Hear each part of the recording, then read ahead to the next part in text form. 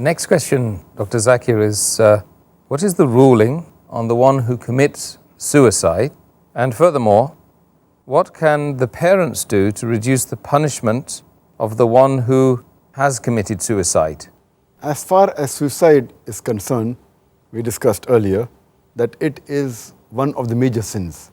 According to Imam Al-Dhahabi in his book Al-Kabair, he put suicide as number 29th in the list of 70 major sins. And Allah says in the Quran, in Surah Baqarah, chapter number 2, verse number 195, make not your own hands the cause of your destruction, indicating very clearly that suicide is prohibited in Islam. And there are various hadith which speak about this. It's mentioned in Sahih Bukhari, volume number 7, hadith number 5778, where the beloved Prophet Muhammad Sallallahu Alaihi Wasallam said that whoever throws himself from the mountain and falls and dies, he will keep on falling perpetually in the hellfire forever. And if a person drinks poison and dies, he will keep on in the hell, have a bottle of poison and keep on drinking it and keep on dying in the hell. And if someone stabs himself, then in the hellfire, he'll keep on stabbing himself forever. And again, Allah's Messenger repeats the message in Sahih Bukhari, volume number 8, hadith number 6047, where the beloved Prophet ﷺ said that if a person commits suicide and kills himself, in the hellfire, he'll keep on doing that same act. He'll be found in the same way in the hell. The same way he killed himself, he will have the same action done in the hell.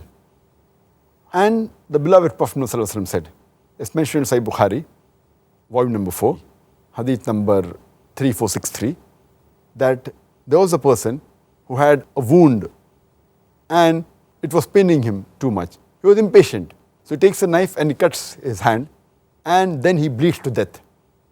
And the Prophet, he says that because he was impatient and he killed himself, he will not enter paradise. And a similar hadith is mentioned in Sahih Muslim, volume number 2, in the book of Salah, hadith number 2133, that a person was brought to the Prophet who had killed himself with a broad-headed spear. And he had committed suicide. He was brought to the Prophet. So the Prophet did not read his Janazah Salah. From here we come to know that it is a major sin. But that doesn't mean, when we come to know further, we come to know that the other Sahabas did read the Janazah Salah. It doesn't mean that if a person who commits suicide has done shirk. It's not the biggest sin in Islam. It is a major sin. It is a big sin. But it does not tantamount to kufr. And if Allah wishes and pleases, He may forgive him.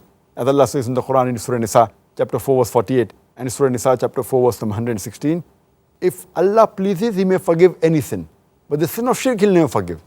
So that is the reason, in such cases, when a person who commits suicide, it's a major sin, every Muslim should be discouraged. But if he does that, the other Muslims, they should pray for him. Pray for his maghfirah, ask for forgiveness. And similarly, as the question was, what should the parents do of a person who has committed suicide? So the parents should pray to Allah subhanahu wa ta'ala to forgive their child if he has committed suicide. And inshallah, Allah is Rahman or Rahim. And if Allah pleases, He may forgive.